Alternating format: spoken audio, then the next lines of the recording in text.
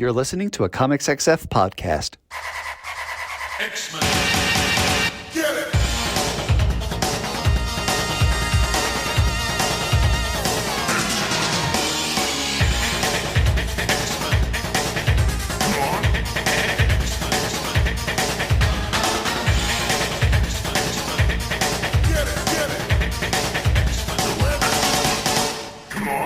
Bienvenido, and welcome to another exciting episode of Battle of the Atom. This is your weekly X-Men podcast where we rank every story from A to Z. Me llamo Adam. Yo soy del chico mal de X-Men podcasting. I'm Zach. It's Zach. It's me. Zach, we've got our passports ready. We've got our plane tickets. We are heading this week to Peru. We are going by request. We are going to darkest Peru, which is, thanks to Paddington, the only way I can think of Peru is the place where Paddington's from. The most famous Peruvian, I think we all think. Wow. Of the animated bear sort? Sure. Of the animated bear Peruvians, I do believe that Paddington is up there. Sure.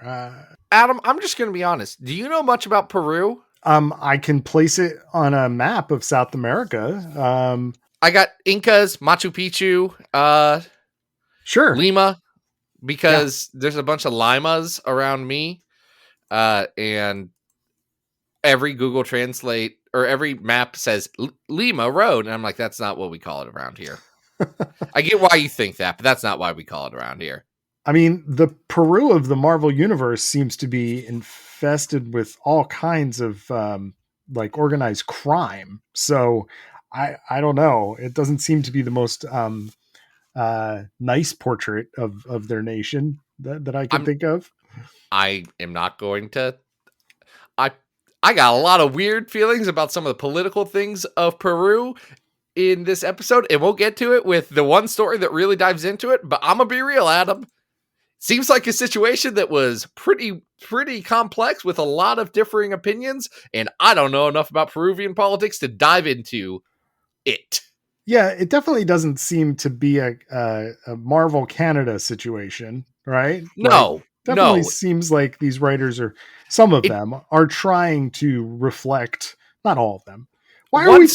One story very in particular feels not like a Marvel Canada, but a Marvel Bill Jemas, which was, let's take the real world and like just smash it into a superhero comic without thinking everything through all the way, with some interesting implications. Adam, you were asking why we're talking about Peru. Is that what you were trying to get at? I was. Why are we in Peru this week, Zach?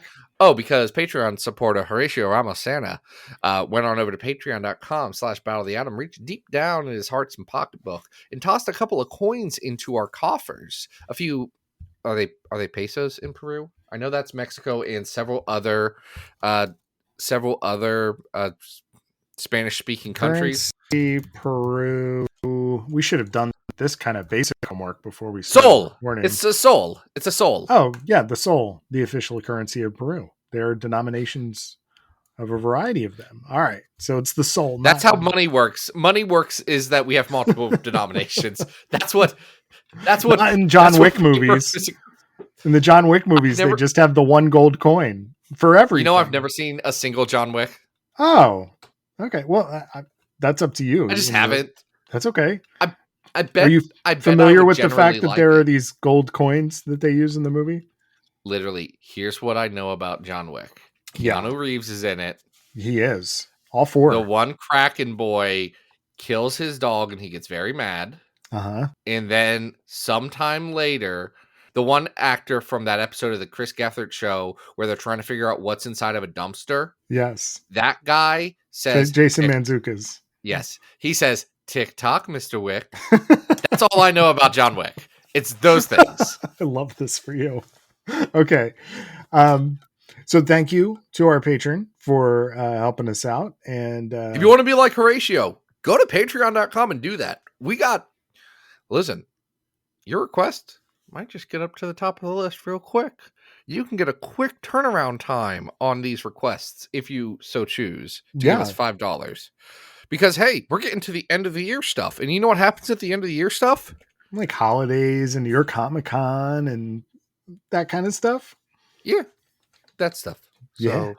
So anyway, right. Horatio said, "Hey, I'm from Peru.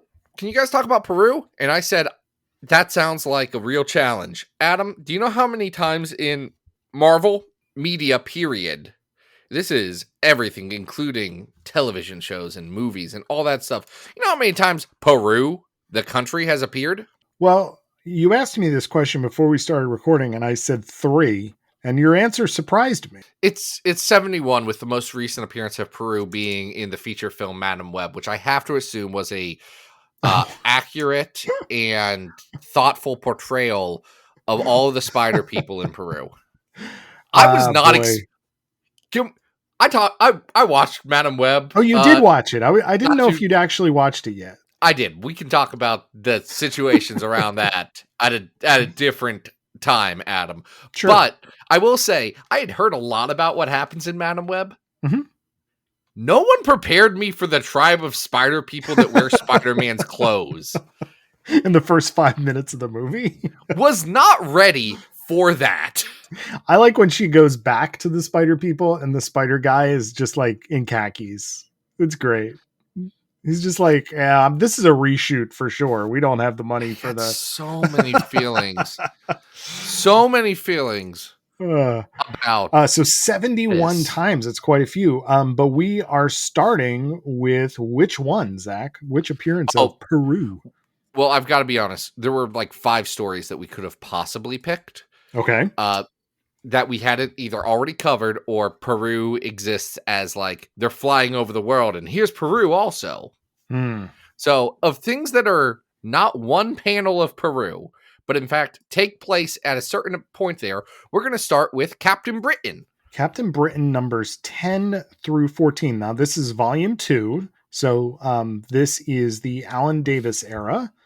And Alan Davis drawing, Jamie Delano is our writer, though Davis picks up by the end of the series for 14. It's an all Davis, actually for 12 as well. Mm-hmm. Yeah, he's doing a lot of work. It's an all Davis. It's an all Davis special. This book becomes kind of Alan Davis's. This is of course Brian Braddock. This is like the prelude to Excalibur, and we say prelude like they planned it to be the prelude to Excalibur. This is simply Alan Davis was doing comics, and then 2 years later, Alan Davis continued to do these comics. Yeah, so this is 1985, and by the end of these 4 issues, you're basically getting all of the setup you need for what's about to happen with Betsy Braddock next, but you're also seeing, Brian and Megan living in the lighthouse that Excalibur will inhabit for, their home base. So I'm going to be honest. The Peruvian connection in all this, I had forgotten about. And let's get there. We start, of course, as this whole episode is, in the jungle nation of Mgawi, which is definitely not Peru.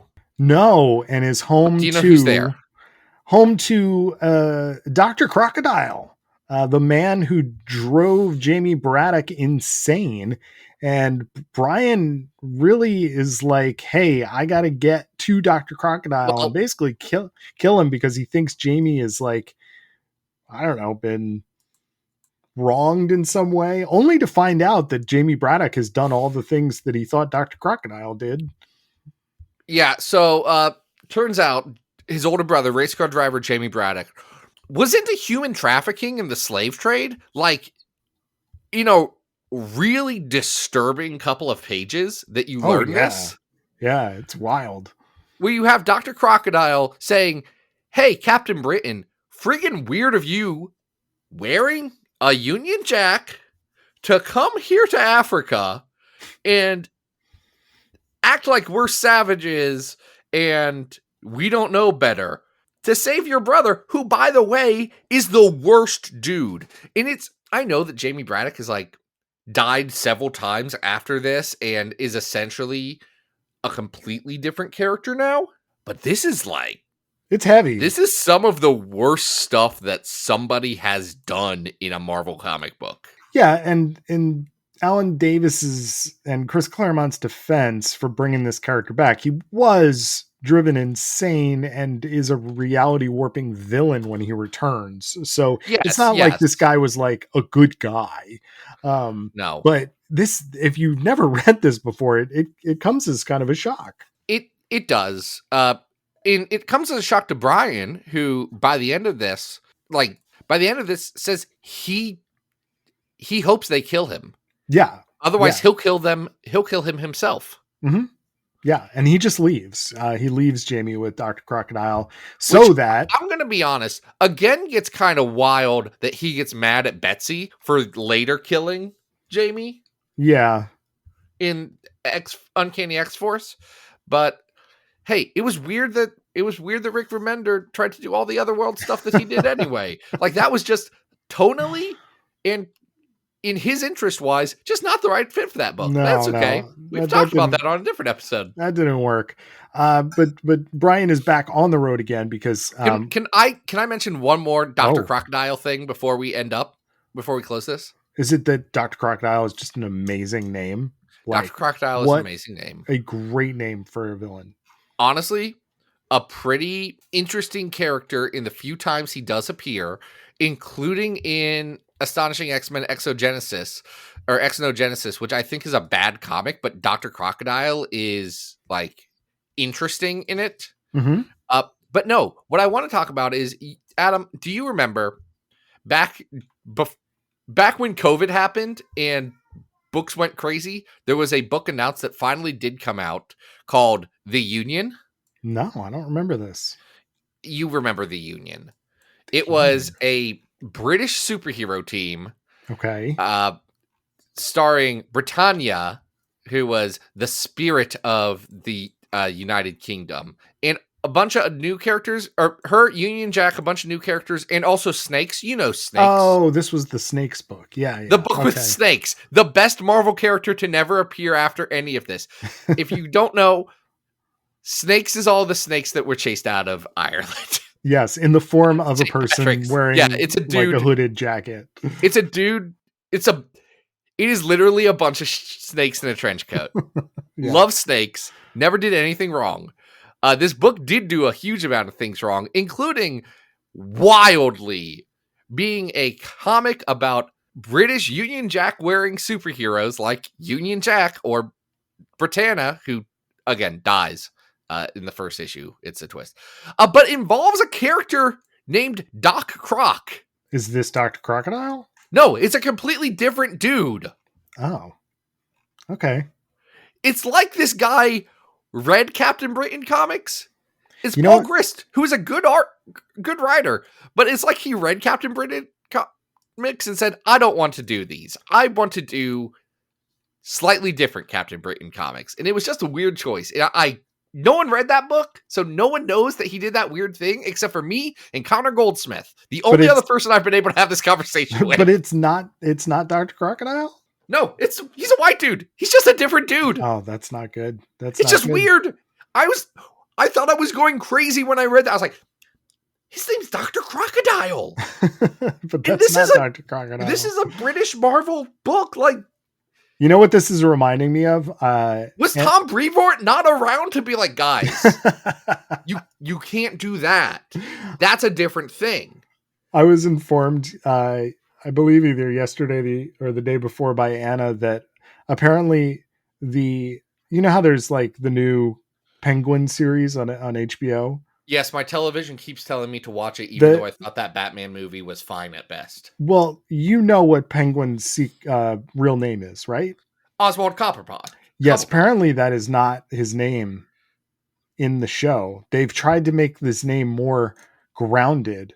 So his name is now Oz Cobb.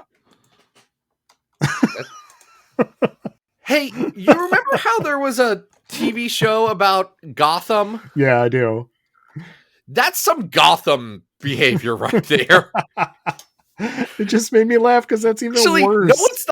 No, it's not. Because Gotham, I am remembering, because I watched one whole episode, the pilot, it prominently featured Oswald Cobblepot, Yeah. the penguin. Yeah. He was the main character. He's a very major character in that show. All right, we got to get back to Captain Britain because Captain Britain has to, first of all, fight the Baba Yaga for an issue, but then I feel like we could skip that part. We got to get into this. We got to get into Peru. Okay, because Captain Britain kind of goes back in time a little bit. Uh-huh. And goes to Peru. Yup. And Adam. Do you know who's in Peru?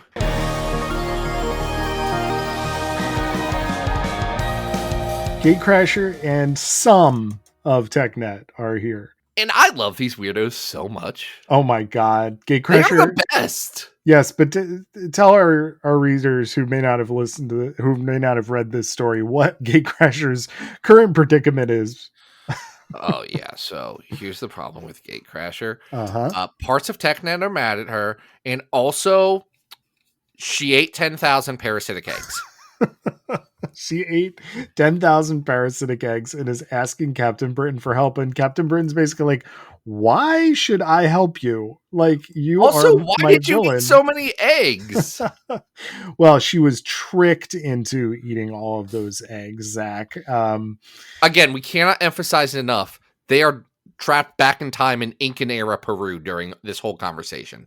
Yes. And she has been kind of put in this position by, isn't it the future version of the special TechNet? Executive? Yes, the special executive. Which is a version of TechNet who appeared first in continuity. Actually, son of a gun, do you know when the special executive first appeared? No, when?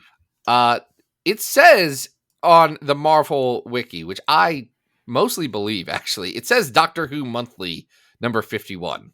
Oh, okay. Well, that makes sense. Does it? Well, I mean, you do have those backup stories with what's the weird guys in the backup stories. If you're asking me about Doctor Who, I know less about Doctor Who than No. about... In the backup stories for Captain Britain, the cherubim, aren't they in the back? My man, I know a lot of things. I don't know anything about. No, they are literally the special executive, and in this case, it is War Dog and Cobweb and Zeitgeist, who I don't know. I'm trying to remember which ones are which on that. Yeah, those are all the tech people that die when they fight, what's it called? When they fight the Fury, it kills superheroes. So Alan Davis was like, I don't care about these dudes. I got new TechNet dudes. Yeah. Yeah, it's pretty great.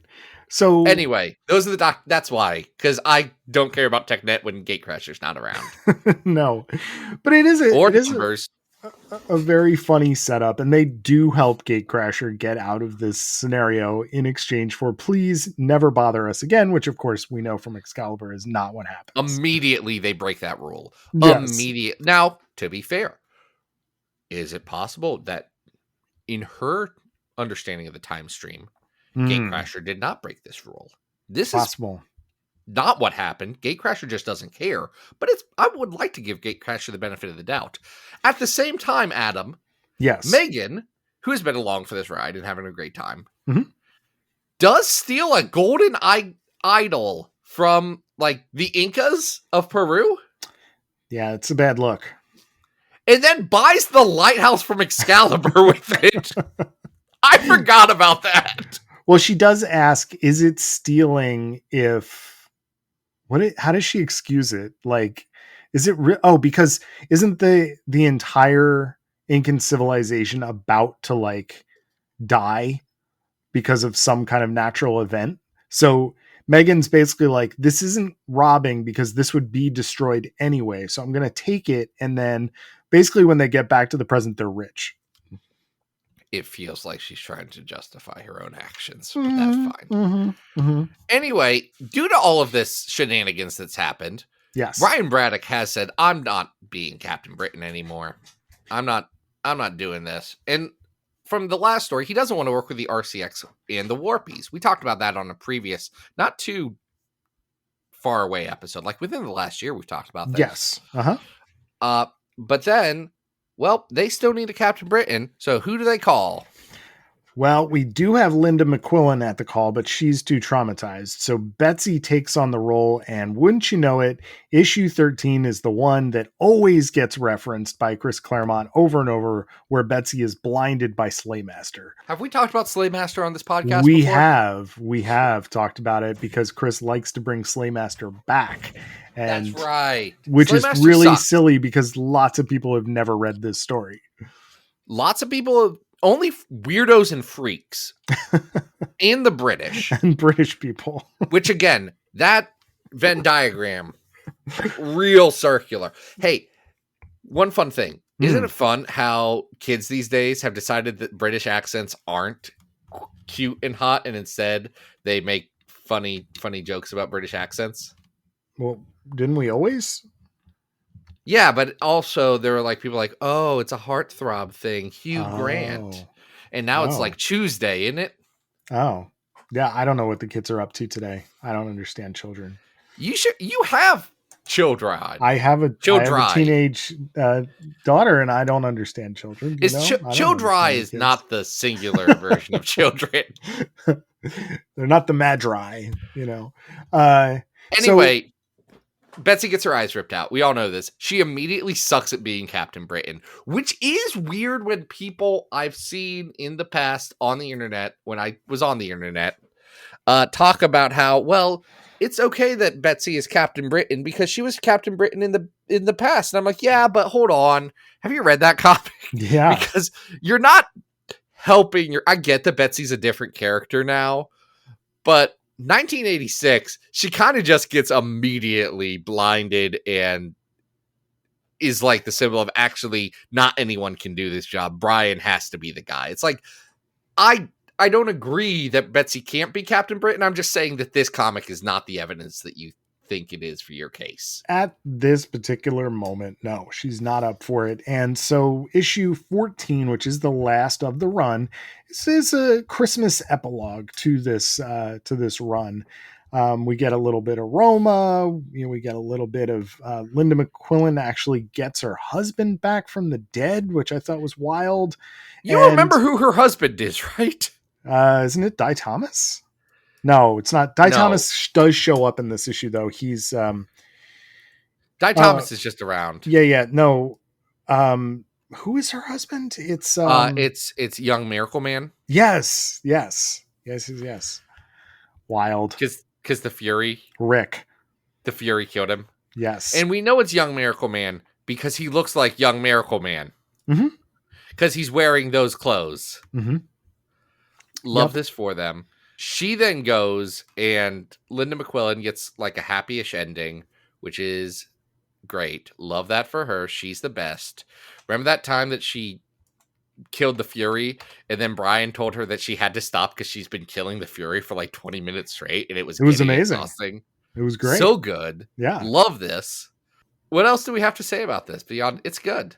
It's good. It's a good ending. I love this ending. It's very sweet. I know we went at length the last time we talked about Alan Davis, Captain Britain, with the Alan Moore stuff, but the black and white that involved the Fury who kills superheroes. But the black and white artwork here is so good. I have this in trade and it's colored.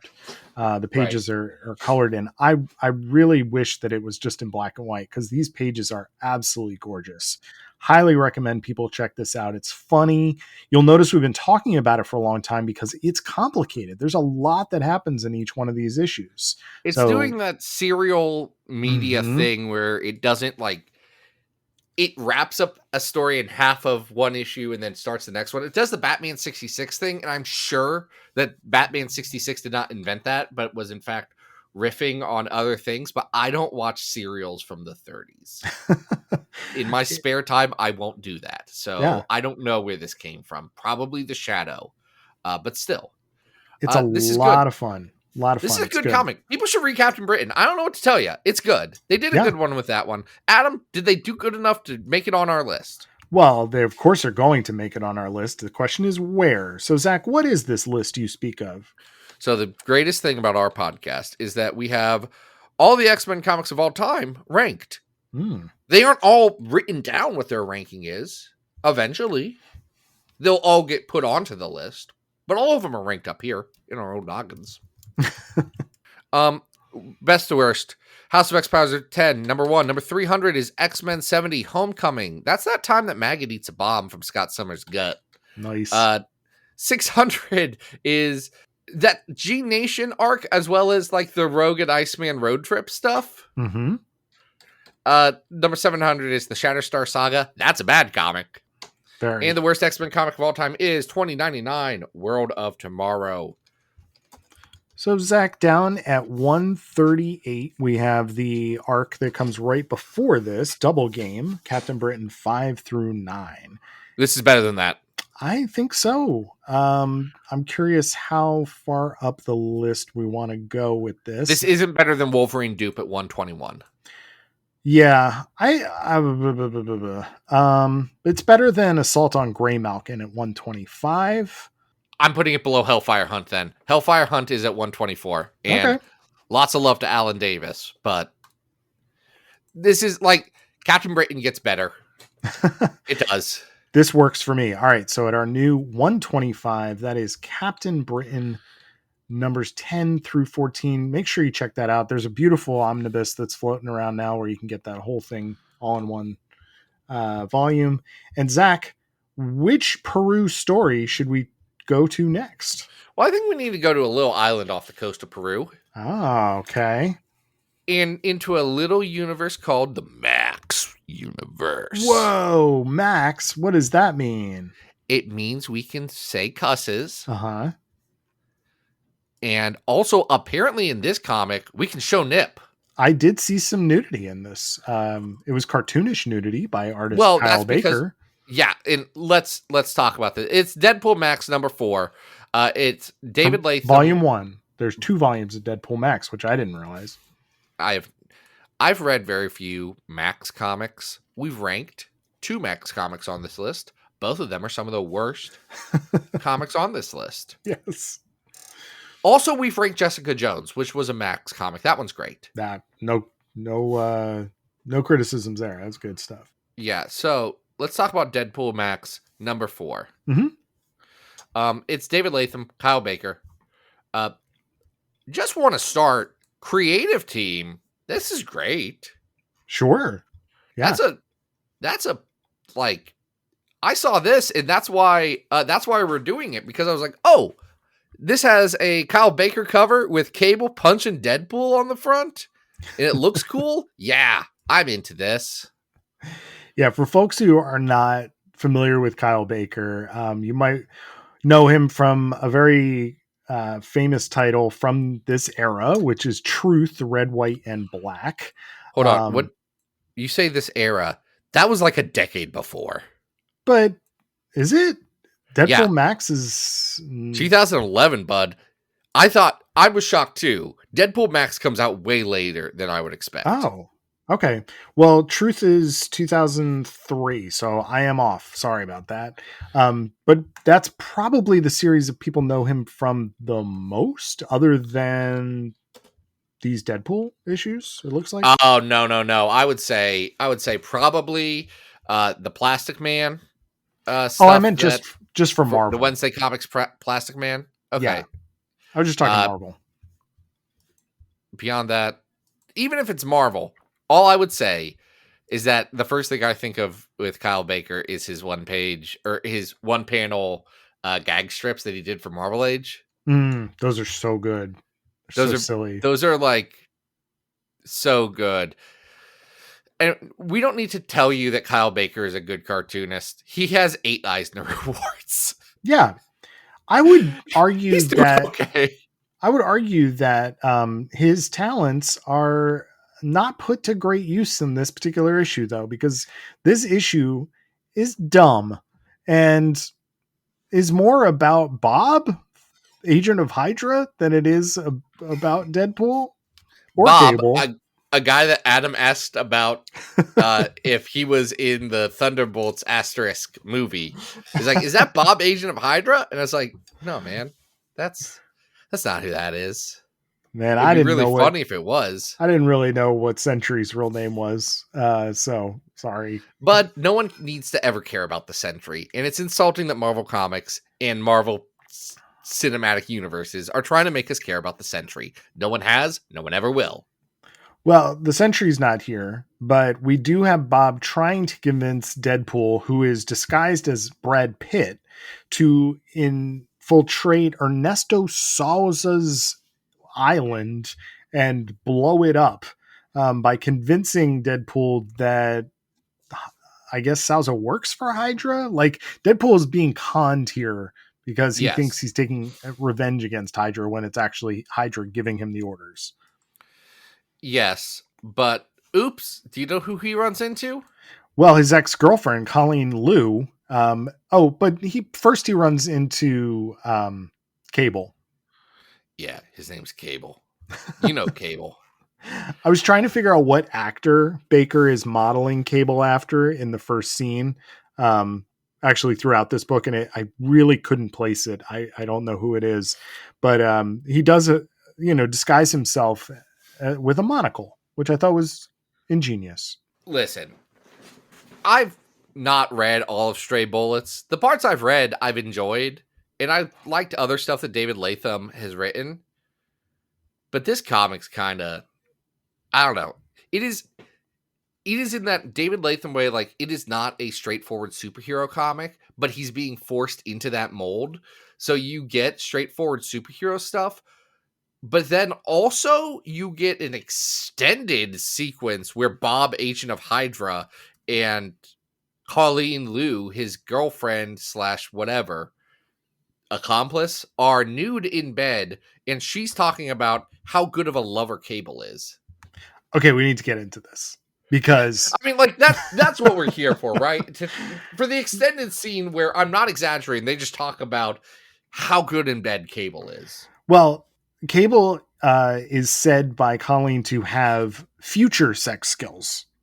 Sex skills from the future. Now, they invented new sex is the greatest thing about this. Well, he also possesses future lovemaking skills. We've got to be so clear. Cable does not have sex. He does not do the word that you can say in Max comics, but we avoid saying on this podcast because we try not to do cusses all that much. He has future love-making skills. Cable is tender. He knows. I have a little issue with where this goes, though, because the very next panel is, it's not that Cable has like invented or has learned some like amazing new technique or anything like that. She just says that he can locate a G-spot. And I'm like, guys, this is what you've got? Like, we could do better. You know what I mean? Like, this is the least inventive idea that you could possibly come up with. And now they start making references to this, like, what do they call it? It's like the 5... what is, I don't have the issue sitting in front of me. I don't have the issue sitting in front of me either. I want to call it the 5-finger path because I think that is the funniest.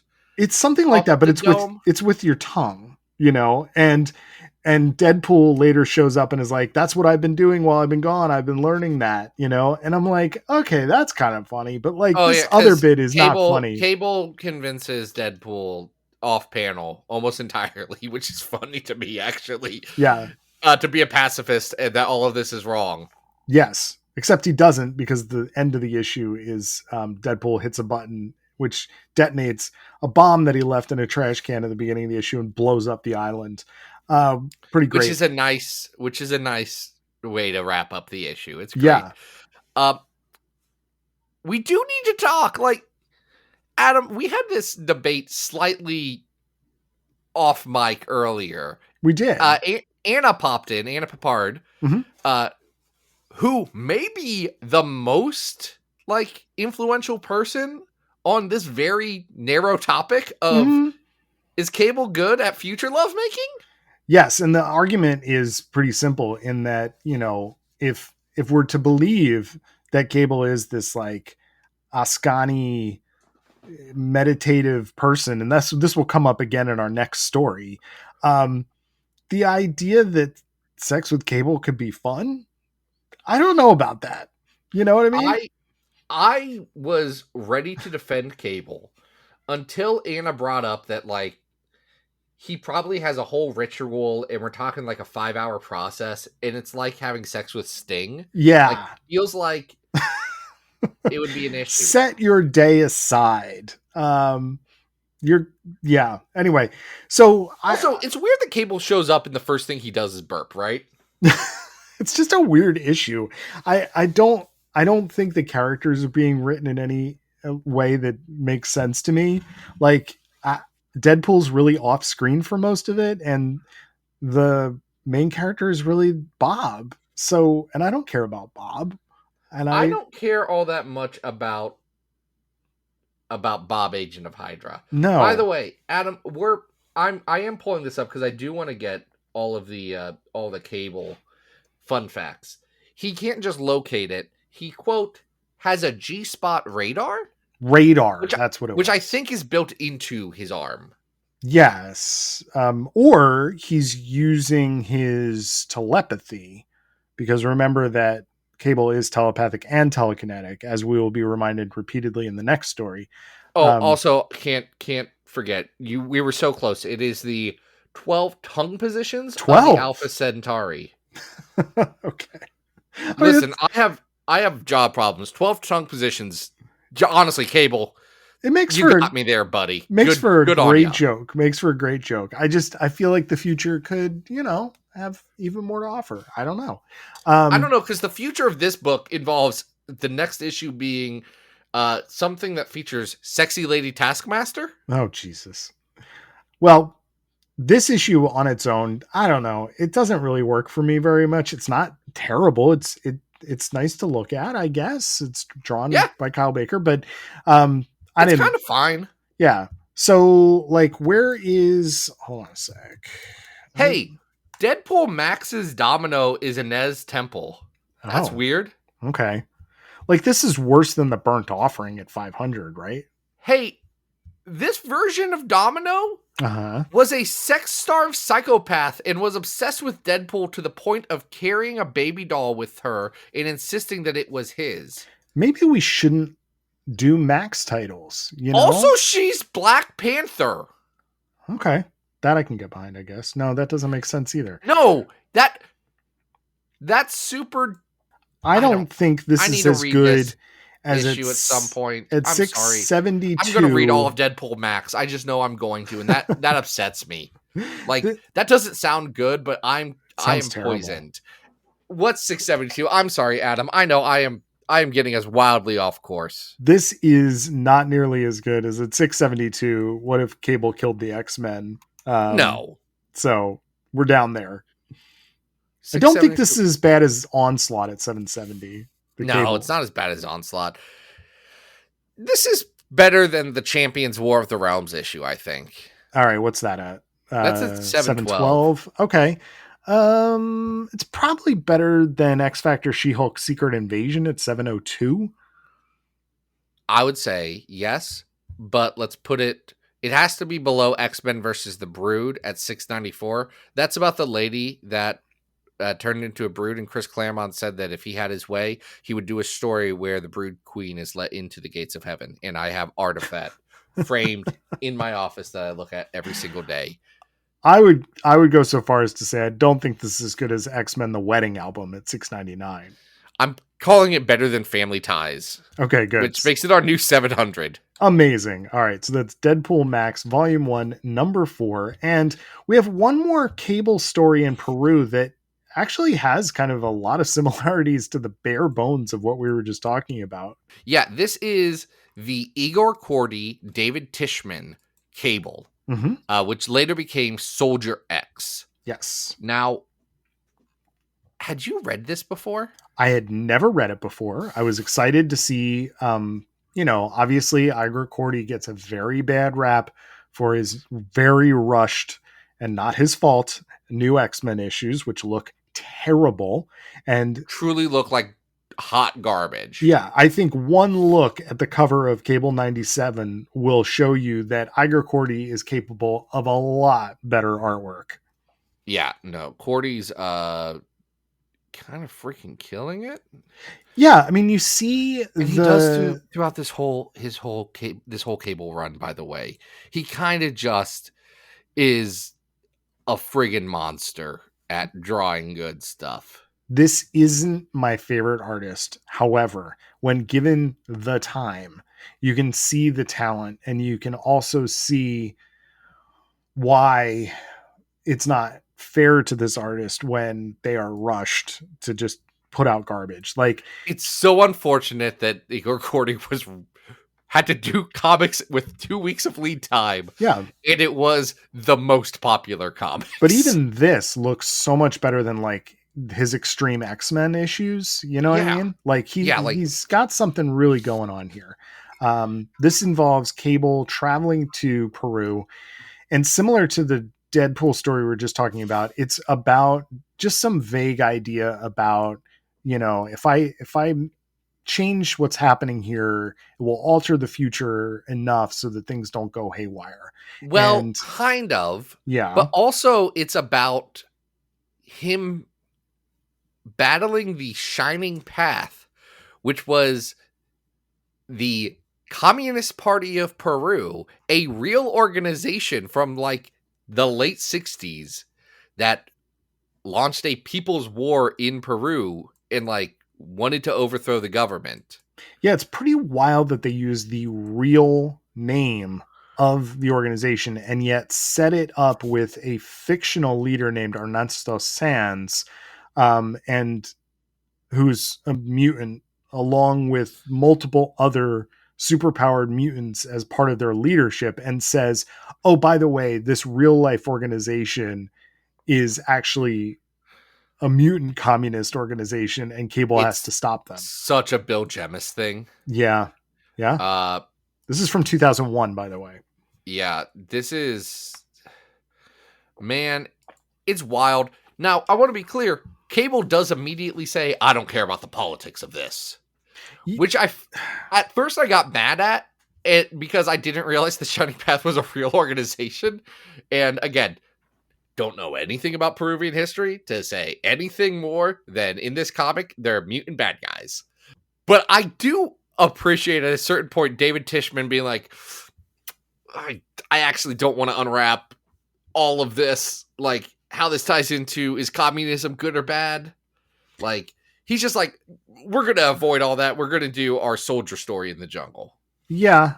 I do have a lot of questions about the logic of this story, though, because Cable is basically bested and imprisoned, but then also is having like a romantic fling with one of the members of the Shining Path named Inza. Yeah. And also trying to save her son. There's a lot of people doing a lot of cocaine and sniffling. When at the end of this story, Cable is able to solve this pretty easily with his powers without having to have done the vast majority of what he already did in the first 3 issues. Like, so on one hand, I like the idea, like the concept that, hey, we want to do a new thing with Cable. Like, Cable isn't working. And after the Ladrone Cable, I can tell you, Cable wasn't, I've read them all. Cable wasn't working for a while. Like, no one knew what to do with Cable. So I like the idea of saying, hey, let's do something new with him. Let's have Cable be a soldier, like, because he's a soldier from the future. Let's have him just do soldier stories with Cable. And then they start doing that, and then remember, wait, he's one of the most powerful mutants in the world. This makes soldier stories very hard to write. Yeah, because the way the story is resolved, he's basically able to throw the 2 leaders into a trunk and then telepathically convince the world that the Shining Path has like changed course on what it is that they are doing as an organization. And it's like, you could have done that in the first like 5 pages of the first issue. And instead he's got to like go in guns blazing and shooting people. And it's like, I get that you have to have an action, but there's two things that are just critically wrong with the story. One is that the motivation doesn't really make sense. We never get an idea of what the future would be if this had gotten out of control. It's just vaguely hinted at. And the second is because Cable has his powers, there's no reason for him to be sitting around being a prisoner for 2 issues.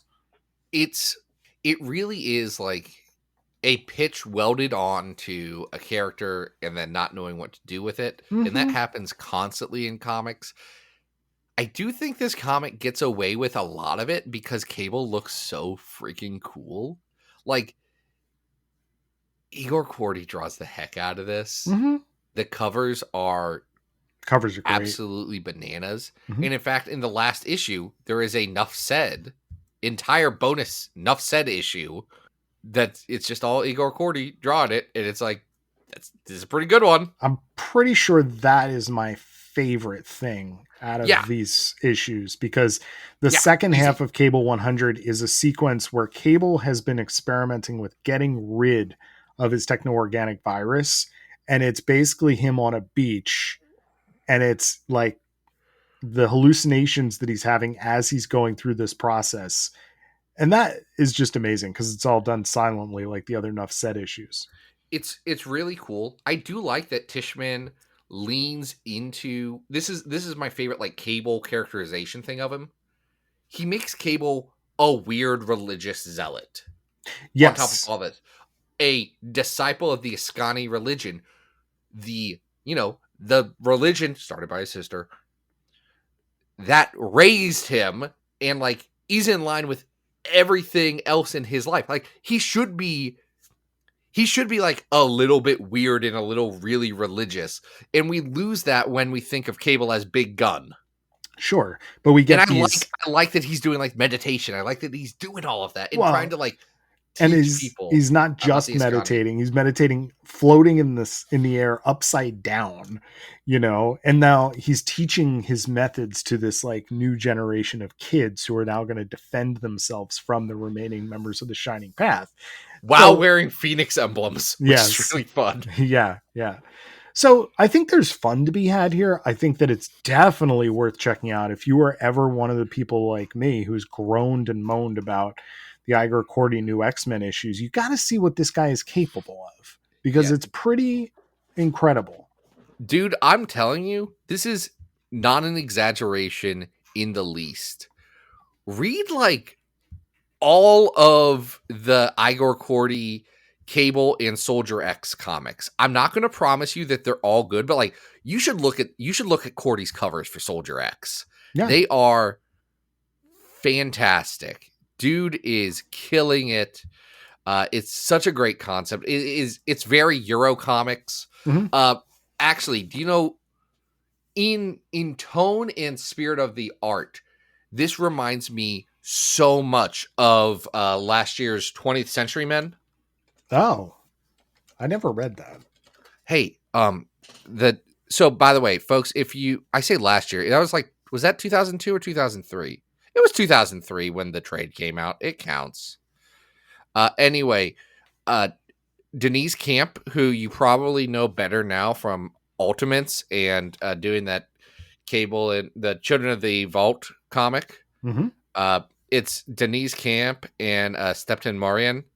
It is very much in that, like, that is spiritually an Igor Korty Euro comic war thing. Like, that is very in line with the aesthetics of this. Also, Adam, you should read it all in one sitting, because I tried to read the first issue and get into it like 3 times and in individuals, and I just couldn't. And it made Ratish Babu very upset that I didn't get this comic that he loved. And then I read it in a trade. I do recall trying to read the first issue and being a little stymied, but I knew that I had to press on. Read the trade. The trade's so good that I bought a page from it. Nice. And then realized that it's oversized, like, artboard. So now I have to go get a custom frame for it. It's a whole issue. Wow. Anyway, we should rank this. Igor Korty, pretty good. Peru content in this? Questionable. Not touching it. Yeah. Don't know, don't have enough experience with Peruvian politics to have any opinion whatsoever. I think I just think killing people's bad. That's my stance.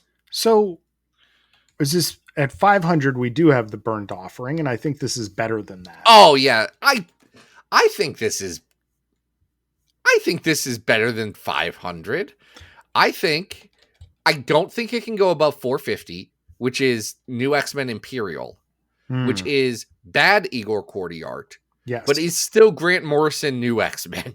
I would agree. I would say I had more fun reading Nightcrawler 8 through 12 with Chris Claremont writing Bloody Bess and the Shadow King, as silly as that sounds. That comic works better as a whole.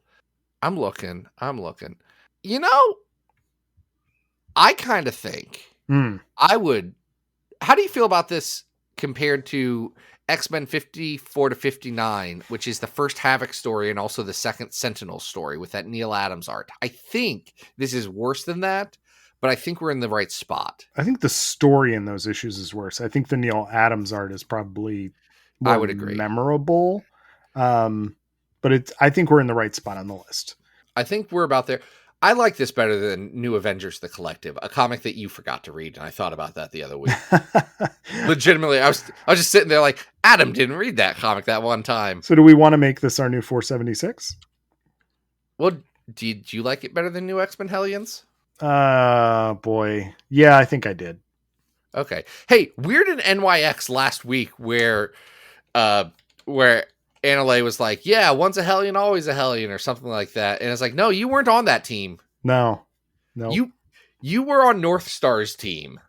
You weren't on the Hellions. You eventually, at the end of the run, joined the new X-Men squad.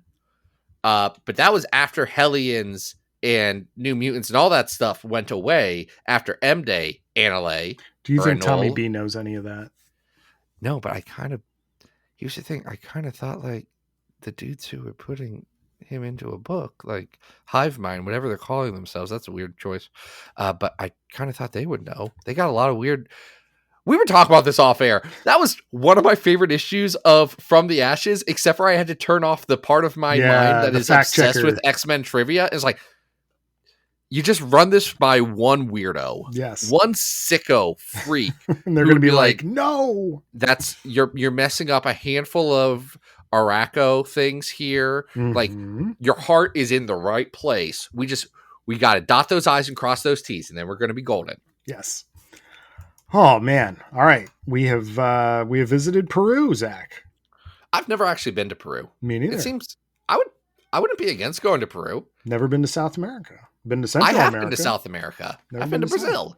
Oh, nice. Very cool. Yeah, it was beautiful. It was beautiful. It was a work trip, so I didn't get to see a lot of it. Though I will tell you that my boss at the time was the worst person I've ever known, and did decide that we should after working all day, that we should throw off all of our other plans and take a 3-hour car ride to a beach. By the way, the beach was closing by the time we got there because he didn't plan ahead, because why would you? Also, our driver only spoke Portuguese. Amazing. I love this for you. Which is fine. Again, I'm in his country. Mm-hmm. It just means that knowing that I don't speak Portuguese and my boss didn't speak Portuguese, maybe we don't make a 3-hour car ride down to a beach where people don't speak English all that much. Ken. Oh boy. All right. I'm sorry, Adam. I got distracted by Brazil. Thank you, Horatio, for what was honestly a really fun set of comics to read. Like, I was excited to read all of these, and Me that too. doesn't always happen. Thanks. Adam, I'm sorry. What do you got going on? By the time this comes out, Dr. Anna Papard and I will have been on a live stream with Comic Book Herald talking about the From the Ashes books. So Dave Yep. from Comic Book Herald? Yep. So that will have happened the previous Thursday, but you'll be able to see that link in our socials.